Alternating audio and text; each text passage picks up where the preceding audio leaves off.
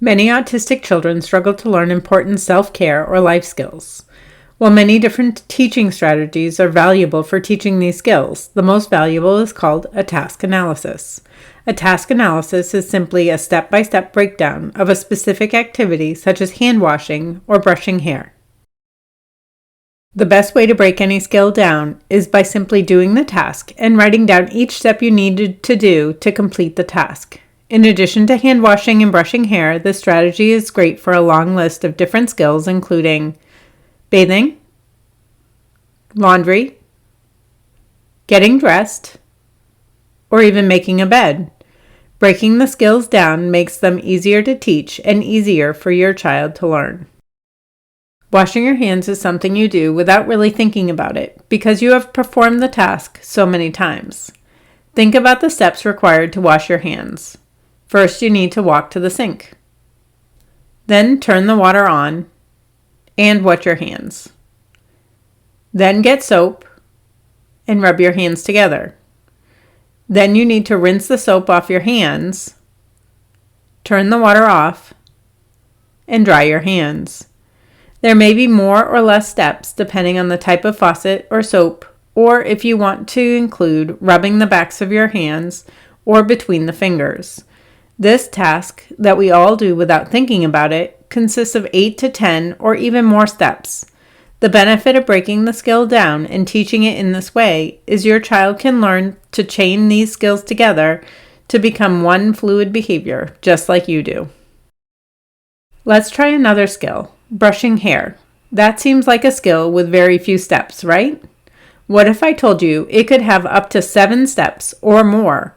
Look at these possible steps. Get your hairbrush.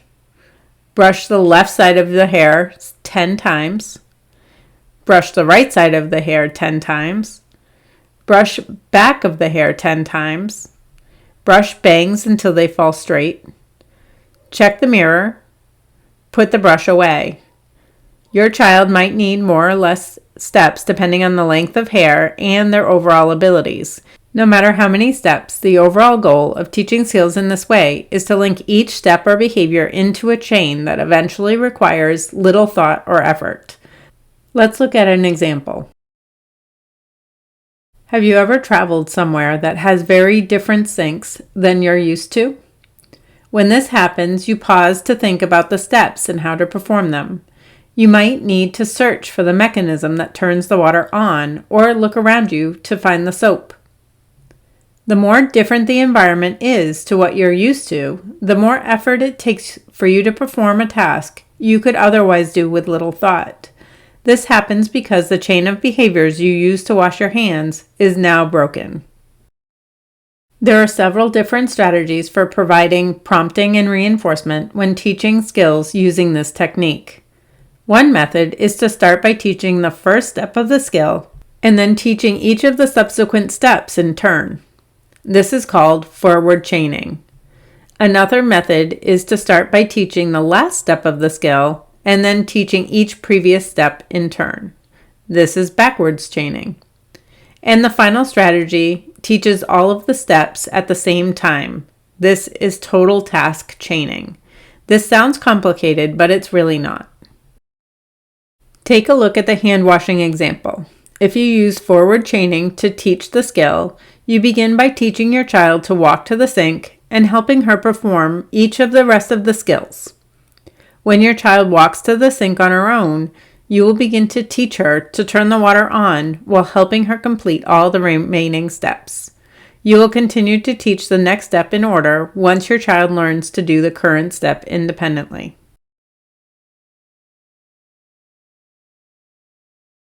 If you use backward chaining, you will begin by helping her complete all the steps until the last one and focus on teaching her to dry her hands.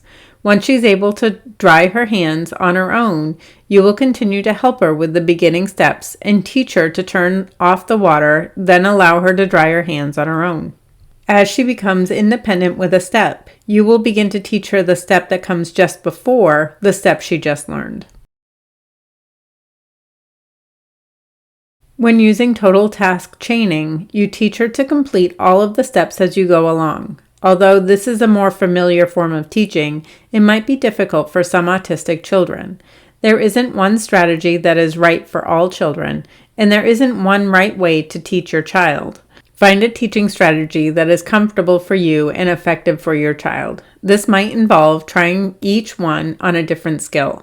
What's really important to this process is breaking that skill down into teachable parts and gradually encouraging independence with different parts as your child learns those skills.